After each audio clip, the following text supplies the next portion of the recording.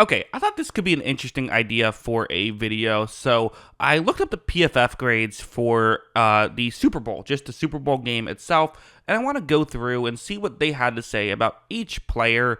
The reason why I think this can be interesting is, we have our takeaways from watching the game. Most of us watched the game once. Some people like me who have YouTube channels watch it a bunch of times, but still, there are the things that we have in our head that we assume are true. What PFF does, if you don't know how the grade works, is they go through each snap and give a grade from -2 to +2. They calculate that into a score of 0 to 100, and then give each player a grade for the game. And so because of that, I think it can create an interesting sort of batting average type play, and that's kind of what I wanted to look into and see, are there differences between what they saw from what I saw, and if so, why?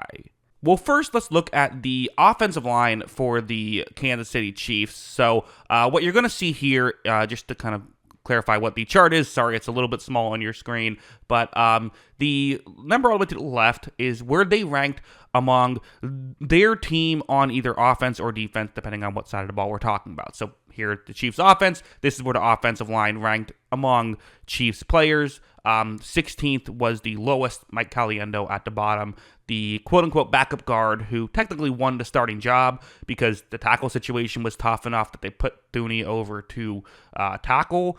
You see, I threw Travis Kelce and Noah Gray on there because they are people who, block.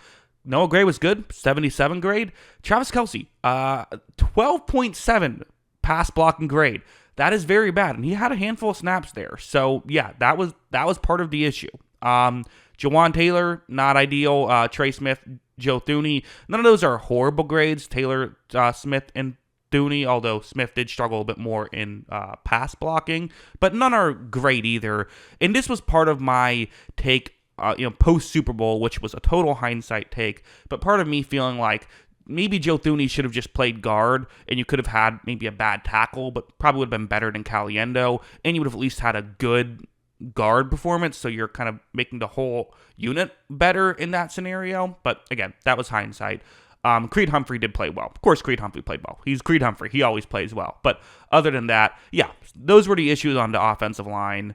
And as for the weapons, really the only player here that came out clean was Xavier Worthy, who had a 87.4 PFF grade. This was the best for any Chiefs player on offense. It was 15 points better than the next closest, which was Creed Humphrey. So the only Chiefs offensive player he looked at and said, oh yeah, he was really good, was Xavier Worthy, according to PFF. Consistently good as well, which is good to see. A lot of people said, oh, it was just garbage time. Well, according to this, he was good throughout the game. The issue is, like, nobody else was. I mean, you see down the list. I mean, I gave credit to Noah Gray earlier for his pass blocking, but his, receiving was not very good, as he ended up with being the second lowest graded player on the Chiefs offense. Travis Kelce, the third lowest graded player on the Chiefs offense. That's an issue. But again, go down the list of all the weapons. This is receivers or halfbacks or tight ends.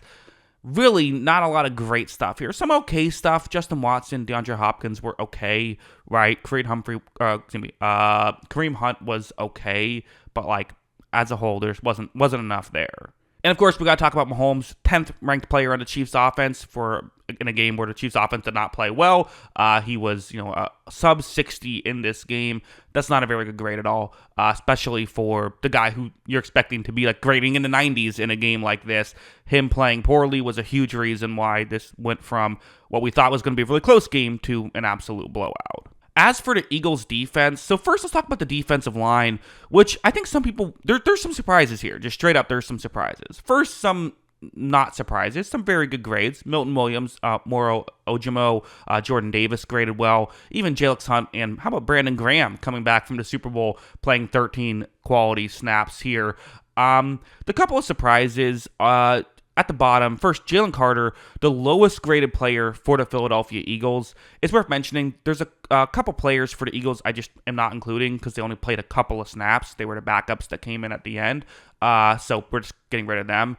But yeah, Jalen Carter with a very low grade. Now, a huge part of that is just the Chiefs put such an emphasis on taking him out of the game. And I brought up some plays where, I made a film study on him where I talked about how he actually still had a decent impact in the game just due to the attention that he got. So sometimes for a pass rusher on the inside, even if you're not actually getting to the quarterback, you can still have value.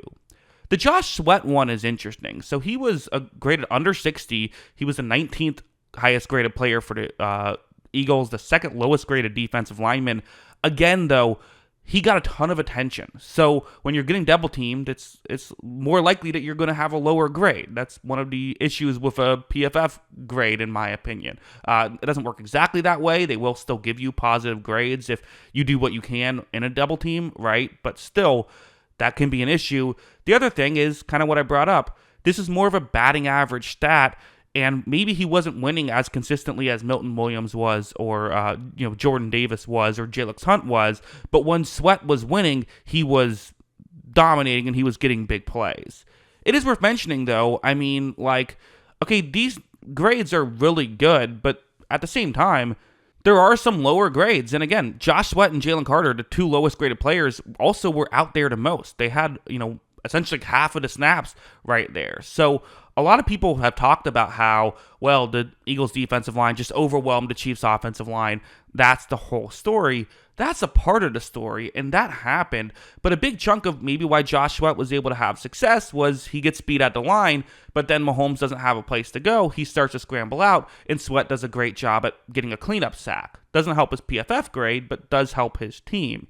To get a cleanup sack, though, your secondary has to play well. And as you see, secondary very good here in this game as well. With the exception of Reed Blankenship, who posted a sub-60 grade somehow in this game, everyone else is basically at 70 or better. And for the secondary, which is such a weak link position, it is often less about how bad, how good your best players are, although they did have Cooper DeJean, who posted a above 90 grade in this one, but also about is everyone contributing? And with the exception of Reed Blankenship, who is a free safety, you can make that work a little bit if they're not contributing great. As long as everyone else is playing well, there just wasn't consistent places for Mahomes to go with the football. This tracks from what I saw on film. Also for linebackers, interestingly enough, Zach Bond, not the highest graded game for him. He was only the 13th graded player. Again, 67.7, a fine grade, and he made the one big play that he had to. But also, how about Oren Burks? Fourth highest graded player in this game, an 87.7 grade. That's pretty impressive for a guy who started the playoffs as a backup, only came in due to injury. For the Eagles offense, what we have to start off with is the highest graded player on the Eagles offense, Jalen Hurts. And that's just right off the bat, that's a huge difference in this game, right? Mahomes struggles. Jalen Hurts was awesome.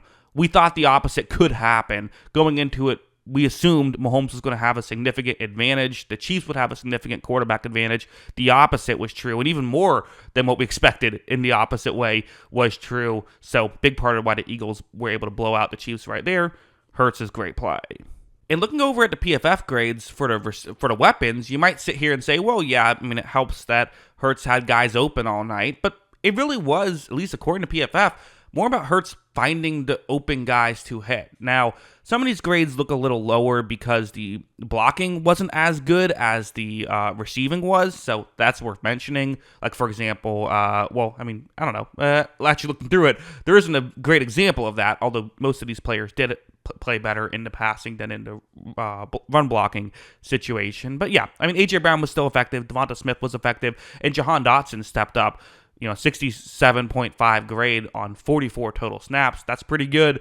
Again, nothing crazy, but when they were getting open, Hurts was finding them and hitting them. And so you got to give a lot of credit to Hurts, really, for this. I find the offensive line actually really interesting for the Eagles. So Lane Johnson and Jordan Mailata were the second and third highest graded players for the Philadelphia Eagles. They were both very good for the Philadelphia Eagles offense. The rest wasn't spectacular. So Mekhi Becton, him and Jurgens should be switched. Jurgens was one spot ahead of Becton, but they were both essentially, neither were great at blocking according to PFF, although worth mentioning, and this is the case of a few guys, is the pass blocking and run blocking difference. So Jurgens got an 83.4 grade when he was in pass blocking, but a 42.7 when he was in run blocking. So he was actually really good at pass blocking, but was not great at run blocking. Becton, according to PFF, struggled in both categories. He also did get banged up. Tyler Steen came in and had a pass block grade of 0 in his 13 snaps, although they ran the ball in most of his snaps. But still, Landon Dickerson also, he was actually a little better in pass blocking than run blocking as well, but struggled as a whole grade-wise. So, again, the running game was not very good for the Philadelphia Eagles. So there's just kind of this narrative of, the line play dominated across the board. Well, I think the Eagles' offensive line actually had a bit of an underwhelming performance. The tackles were still great, though. So with the tackles and Jurgens being great pass blocking, even with Becton and Dickerson being underwhelming, again, Dickerson was a little better pass blocking-wise. They were able to still do really well pass blocking. The running game wasn't great, but it was okay because everything else was great. So I was curious to look at the Chiefs' defensive line. I assumed there'd be some great grades here. Really, Treshaun Morton is the one guy who, he's like the one Chiefs player, him and Xavier Worthy, who are coming out of this saying, yeah, we play great. We have, this isn't on us. We did what we could here. Actually, Brian Cook as well, who we'll get to in a second. But, he did great, and he was out there for a lot. But then some just like okay grades, right? Like really Chris Jones and George Karlaftis both being like right around 60, which for a defensive lineman is okay, but not what you want. Some lower grades as well. So again, I think it's just kind of fascinating here that no one was really the stars weren't able to be stars, even with, according to PFF, the Eagles' offensive line not playing particularly amazing either. Nick Bolton continues to be good in Super Bowls for the linebacker position. Kind of crazy. He's played in 3 Super Bowls already, but he posted a very good grade.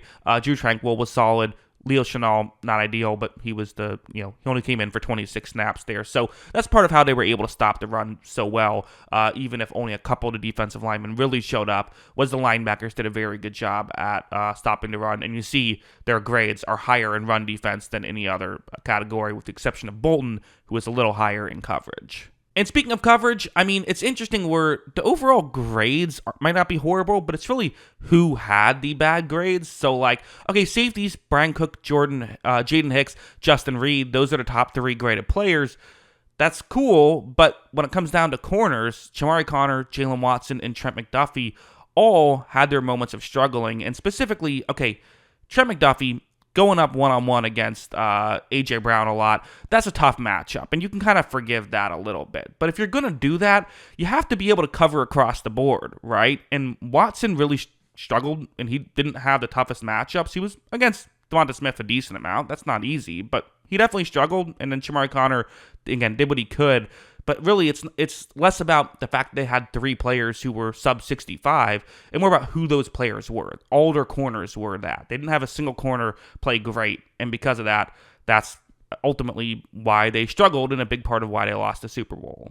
So yeah, those are my thoughts on this. Those are the PFF grades, and those are my thoughts on the PFF grades, trying to explain some of them. Definitely a couple of surprises, but ultimately I would agree with most of these. Again, I think the one I would still say is I felt Josh Sweat was, in my evaluation, was better than that grade, although I haven't done the evaluation the way PFF does. I think there could be some differences there, a couple of differences, but ultimately as a whole, I think it's just an interesting way to kind of put a bow on these Super Bowls. So those are my thoughts on all of this. What are yours? Let me know in the comments below.